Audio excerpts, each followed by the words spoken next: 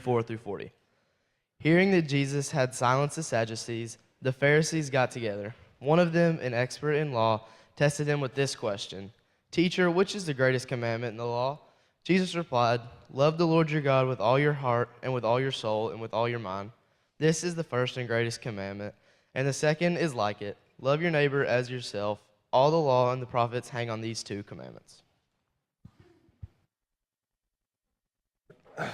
So one of the most popular shows from the 1990s, and some of you remember this, was the show Seinfeld. And it sort of chronicled the daily lives of this group of four friends. So you had Jerry Seinfeld as kind of the star. You had his best friend, George Costanza, Elaine Bennis, and then Jerry's kind of eccentric neighbor, Kramer. And the show was so popular throughout its 9 seasons that the finale of the show, which aired on May 14th, 1998, was the third most watched television show in history, only behind the season finale, the series finale of MASH and Cheers, which were like two popular shows, a previous generation. And so almost 1/3 of the country at that point tuned in to watch this. And if you remember the episode, and it replays all the time, like on TBS and TNT, and as the show opens, Jerry and George find out that this TV show that they've been working on for all these years has been picked up by NBC. And so as part of their celebration, they invite their other two friends, Elaine and Kramer, to accompany them on a trip to Paris on a private jet that's owned by NBC. They get on as they get on the plane, though, they're about just a few minutes into the flight, and the plane has engine trouble. And so they're forced to land in this sort of nondescript town somewhere in Massachusetts. And the mechanic tells them it's just going to be like an hour. So they decide that while the plane is being worked on, they're going to sort of tour the town just like you would do. It's then, though, that they encounter this guy who's being carjacked. And instead of like helping the guy, this is what they did. This is a screenshot taken from the final episode. They stand back, they sort of make jokes about this dude, and Kramer records the whole thing on his newly purchased camcorder, including their commentary to this guy getting carjacked. When the police finally arrive on the scene, they deal with the guy, and then they quickly turn their attention to this little group of four friends, and they inform them that they're all now under arrest. And of course, they protest, claiming that they hadn't done anything. And it's that point that the officer informs them of this law that's recently been enacted that they call the Good Samaritan Law. And here's what it says: it requires you to help or assist anyone in danger as long as it's reasonable to do so. And so as soon as he gets done with that, there's this scene change, and you see these four friends sitting in a jail cell discussing the absurdity of a law that says you're legally required to help somebody that's in trouble. Now, if you know anything about Jerry Seinfeld's career, he built his career as a comedian off finding the humor in sort of these everyday situations. He calls it observational humor. And so it's interesting, if you go back, even as late as 1998, they assumed that everybody would know the reference. Like they assumed that when people hear, oh yeah, the Good Samaritan, they're going to know what you're talking about. And I wonder if they redid it today, how many people would catch the reference. If you have your Bible, I want you to turn to Luke chapter 10. This morning we're kicking off a new series that we're calling Love Your Neighbor. And before we jump into this, I just want to say it's great to be back. I really missed you guys, or at least most of you really missed you. And I want to thank John and David and Austin. I know you enjoyed hearing their favorite stories. I'm really glad that they were able to do that. Glad they're on the team. In fact, I was sitting there last week and I thought, like, Austin's doing such a good job. I better hurry up and get back. So I'm glad to be back, and glad that you're here. To understand the story of the Good Samaritan, though, you have to understand a little bit about what Clark just read for us, that passage from Matthew 22. It was in response to a question from this like Jewish religious lawyer that Jesus highlighted what he called the greatest commandment. He takes two of them and he puts them together, and he says this. He says, love the Lord your God with all your heart, soul, and mind. This is the first and the greatest commandment. And the second is like it. Love your neighbor as yourself. And then he adds that little comment at the end that lets you know just how big of a deal this is. He says, all the law and the prophets hang on these two commandments. So in other words, if you get like those two right, then everything else in your life has a way of falling into place. If you get those two things wrong, then you're just sort of going to be spinning your wheels. But if you can figure out how to get those two right, everything else falls in your favor. And we kind of know about the first one. You know, we talk about that all the time, that we're supposed to love the Lord your God with all your heart, soul, mind, and strength. But it's the second one that leads to some questions. What does it mean to love your neighbor like you love yourself? How far do you extend that? I mean, what does that look like in real life? And so those are the questions that Luke chapter 10 answers. And just to set the scene for you, by this point in his ministry, everywhere Jesus goes, there are these huge crowds of people, and he's in the region of Judea, and once again, there's a huge crowd of people that have gathered around him. And in that crowd, Luke tells us earlier that there were a lot of religious leaders. And they're sort of doing surveillance, right? They're trying to keep their eye on what Jesus is doing. They want to know what Jesus is saying so that they don't know how to respond to it. And it's in that scene that another religious lawyer, we're not sure if it was the same one that Clark read about, but it's at least somebody like him. He stands up and he asks Jesus a question. And it's a pretty good question. I mean, it's the kind of question that everybody thinks about. And you see it in verse 25. It says, on one occasion, an expert in the law stood up to test Jesus. Teacher, he asked, what must I do to inherit eternal life? Now notice that Luke says he did this to test Jesus. And if he's a skilled litigator, it's very likely that depending on how Jesus answers his question, he'll have a whole string of follow-up questions ready to go. It's then, though, that Jesus does something that he often did. And rather than answering this man's question directly, he turns it back towards him, and he answers his question with a different question. So verse 26, what is written in the law? He replied, how do you read it? He answered, love the Lord your God with all your heart, with all your soul, with all your strength, and with all your mind, and love your neighbor as you love yourself. As an expert in the law, keep in mind, this guy already knew the right answer. Like, he asked the question that he already knew the answer to. And so Jesus is going to look at this guy and he's going to say, hey, since you're the expert and since you got the right answer, I'm going to give you an A+. Like A+ on your answer. But then when you get to verse 28, Jesus says something, like he adds something that complicates this. Like up until now, pretty straightforward, right? But when you get to verse 28, he says something that makes this super complicated. Here it is, verse 28. You have answered correctly, Jesus replied. Do this and you will live. That's the hard part, right? It's not like Jesus doesn't say, since you know this, you'll live. Because everybody knows this. That's why Jesus doesn't say, like, know this and you will live. Or study this and you'll live. Or, figure out a way to articulate this. It's not that. He says, you have to do this. And that's the hard part. You ever noticed how, like, knowing what you're supposed to do and doing what you're supposed to do are like two different things? Like, at some level, everybody knows.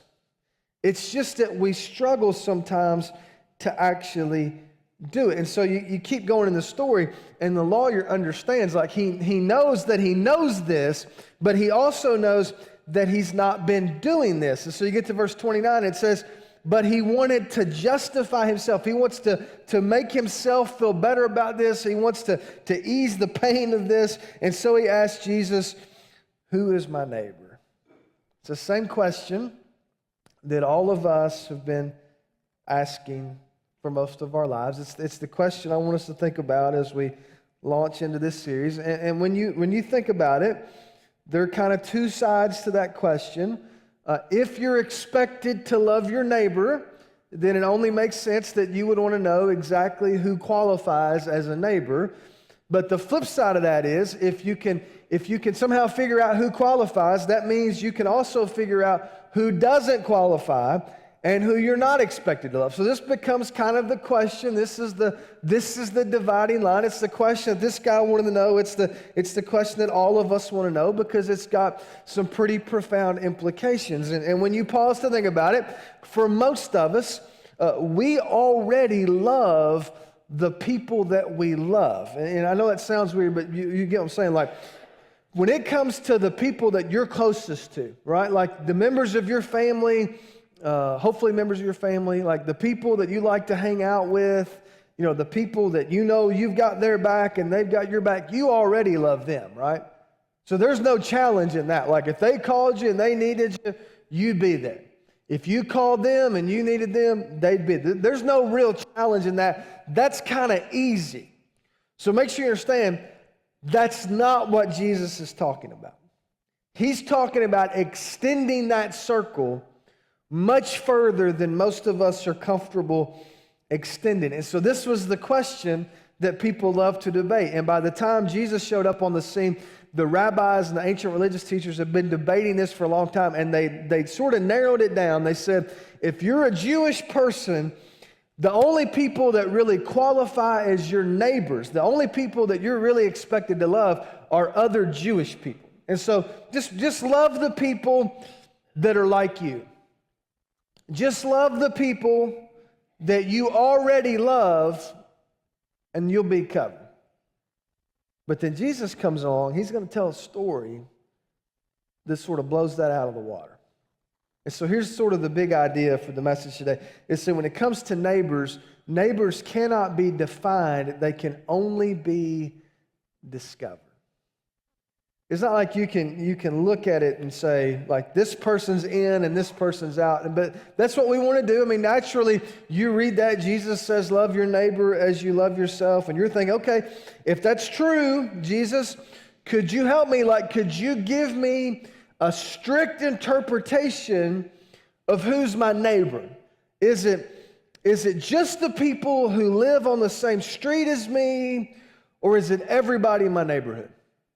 Like, is it just the people who are on my team, or is it everybody in the class, or is it everybody that attends my school?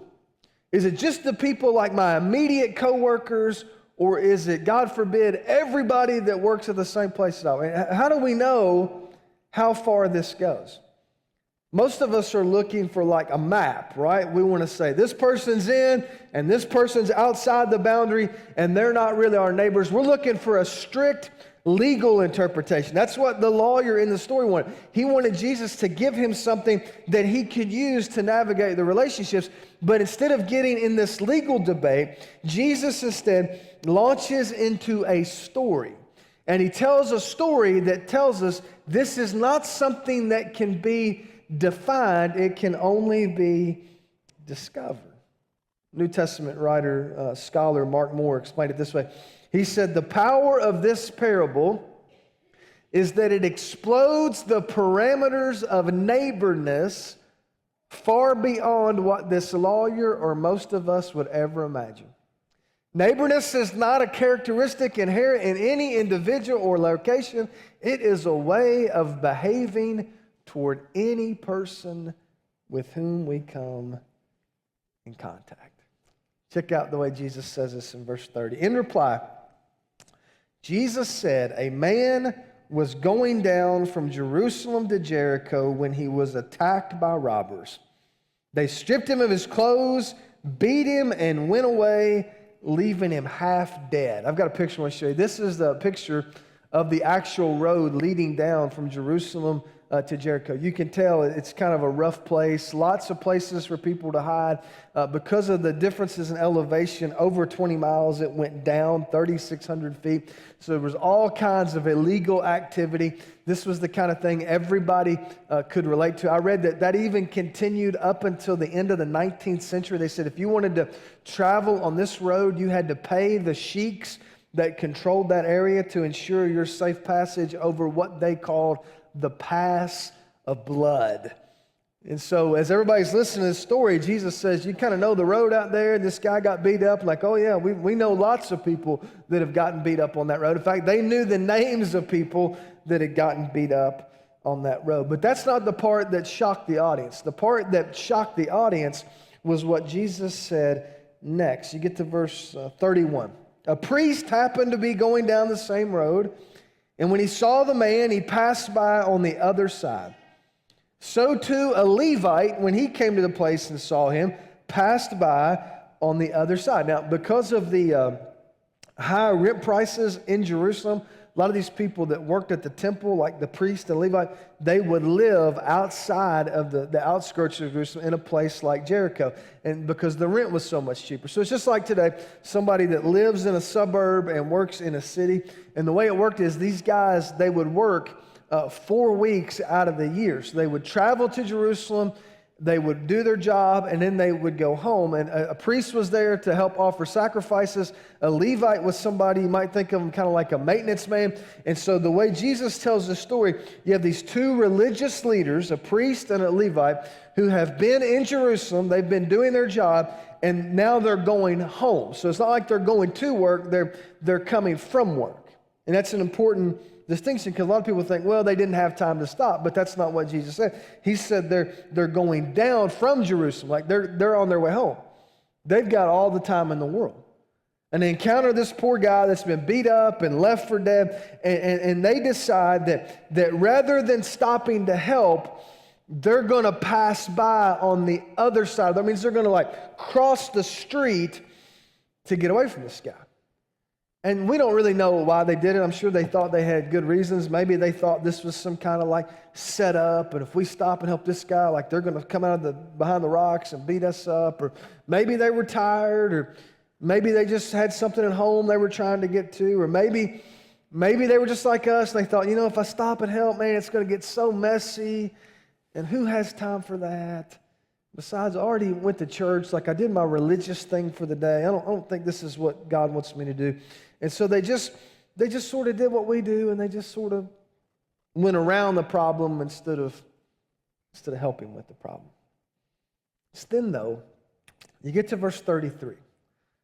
And what Jesus said in verse 33 would have been like a nuclear bomb going off in the minds of the people. In fact, it's what Jesus said in verse 33. It's the reason we're still talking about this story. So just hang with me here. If you grew up in church, there are certain phrases that always get put together. So we're going to try this. We'll see who was paying attention at Sunday school. We always say the Father, the Son, and what's the third one? Holy Spirit, right? We always put those things together. They're always mentioned, almost always, in relation to one another. Well, you ever listen to a story and you're trying to predict what somebody's going to say next? In the first century world, there were three groups of people that were always mentioned in relationship to one another. They were the priest, the Levites, and the Israelites. So you look at this story, he's already mentioned a priest, he's already mentioned a Levite, and everybody's listening like, okay, the next guy is going to be an Israelite, but that's not what happens. Verse 33 says, but a Samaritan, as he traveled, came where the man was, and when he saw him, he took pity on him. He went to him and bandaged his wounds, pouring on oil and wine. Then he put the man on his own donkey, brought him to an inn, and took care of him. The next day he took out 2 denarii and gave them to the innkeeper. Look after him, and said, and when I return, I will reimburse you for any extra expense you may have. It's in the mind of an Israelite, like this was the worst. There was no way, like they heard that word Samaritan and they assumed this ugly story is getting ready to get uglier. Because the Samaritan's not going to help. He's going to pile on. But instead, it's the Samaritan who everybody thought would be the villain of the story who turns out to be the hero. It's the one that everybody thought is the enemy that turns out to be the friend. So there's three things this Samaritan does that all of us can do. They're super simple, not hard to understand, but sometimes hard to do. The first thing he does right is that he sees this guy. He sees this man. Verse 33 says, "But a Samaritan, as he traveled, came where the man was, and when he saw him." So a couple weeks ago, we were coming back from somewhere. I hate to even tell you this. We were coming back from somewhere. And we pulled in the neighborhood, and there was this lady pulling out, and she smiled real big, and she waved. And I instinctively just waved back, and I said out loud to nobody in particular, I said, "I wonder who that is." And Jamie, my wife, was sitting next to me, and she said, "That's blank." And she and her husband, blank, live in the house with the blue shutters. And I thought, I said, "When did they move in?" She said, 10 years ago. And I thought, boy, hey, I'm not seeing everything either. I'm not having a real impact on my neighborhood.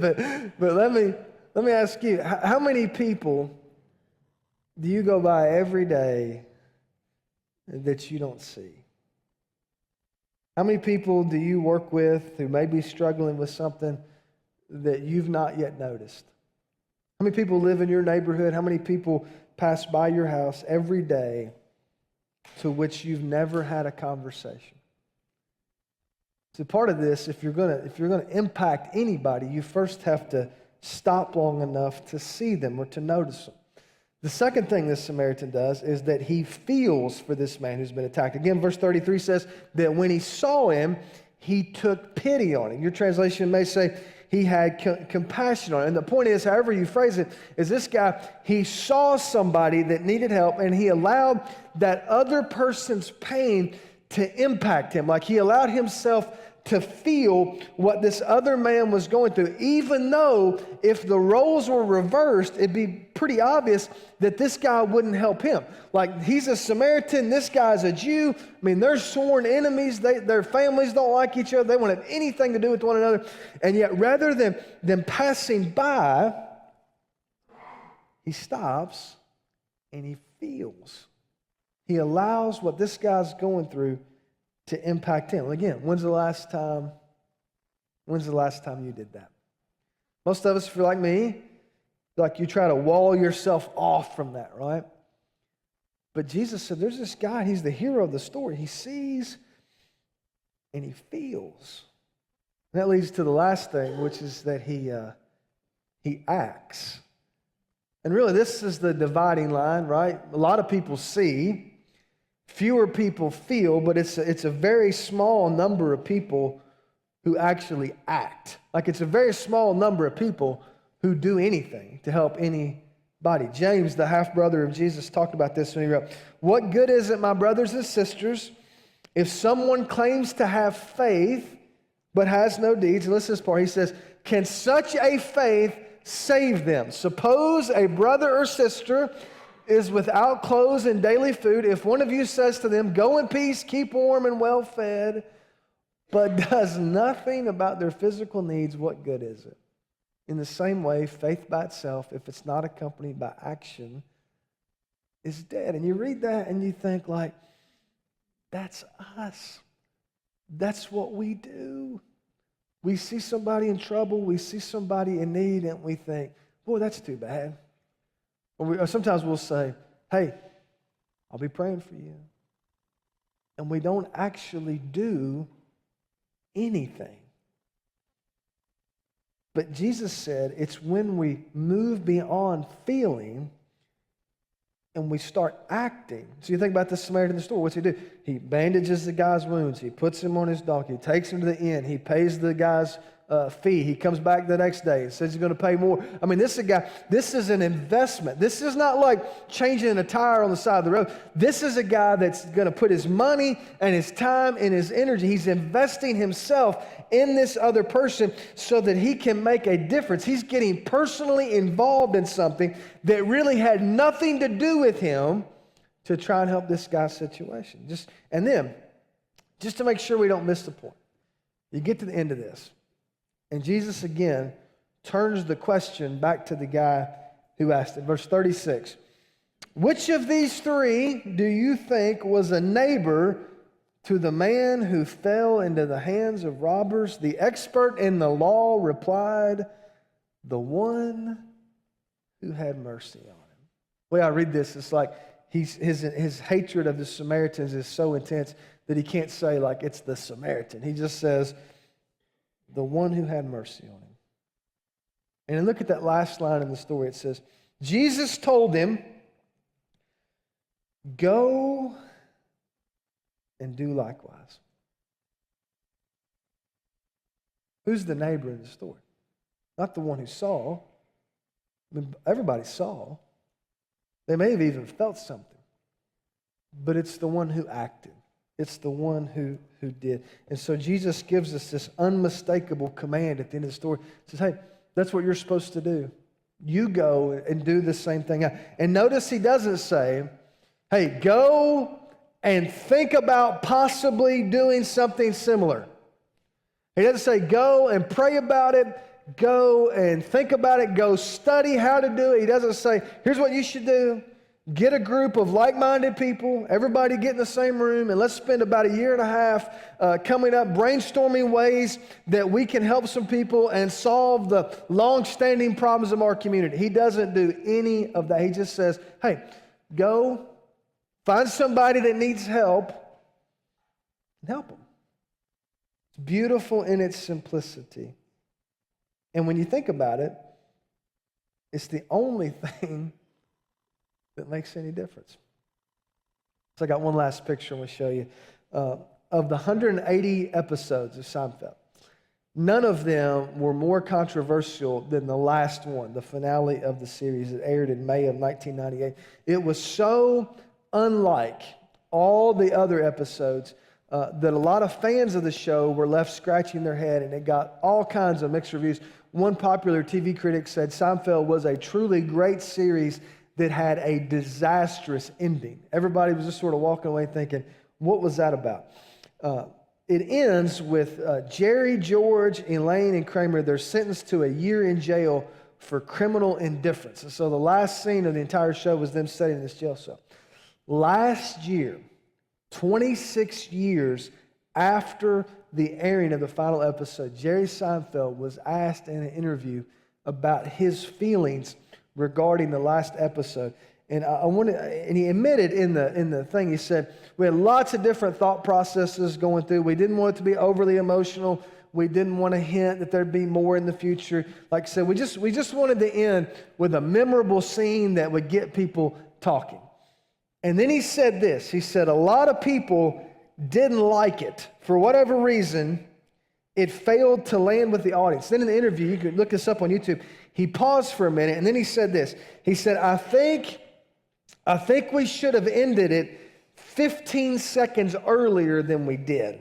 The last scene, I think, could have been a bit sharper, a bit more sophisticated. Now, far be it from me to disagree with the great Jerry Seinfeld about his show. But I don't think that's it at all. I don't think the problem is that the last scene was not sophisticated enough. I think it's a lot simpler. I think what happened is all these people, 1/3 of America tuned in, and they saw these four characters who saw somebody who needed help, and they didn't help them. And there's something within us that doesn't like that, right? Like we see, even when other people do that, you think, boy, that person should have done something. It's like the show, What Would You Do? You watch and you see somebody that doesn't do something, you think, there's something written into our DNA that knows that when you see somebody in trouble, you're supposed to help them. The problem is that most of us have become experts at talking ourselves out of it. Like we know we're supposed to, we see it, we feel it, we know what we can do, and then right before we do it, we stop and we talk ourselves out of it. But what if we didn't? Like what if instead of always, passing by on the other side of the road, we said, you know what, I'm just going to look, I'm going to see, I'm going to feel. If there's something that I can do, I'm going to help. What if, instead of just being people who like to sit around and read what Jesus said, we became the kind of people that did what Jesus did? How different would that be? What if we looked at what Jesus, when he said, go and do likewise, and we believed he actually meant it? I want you to stand with us. Before we close this morning, I want to point out just one more thing about this passage, and this may be the most important. So you go back to the beginning of the passage.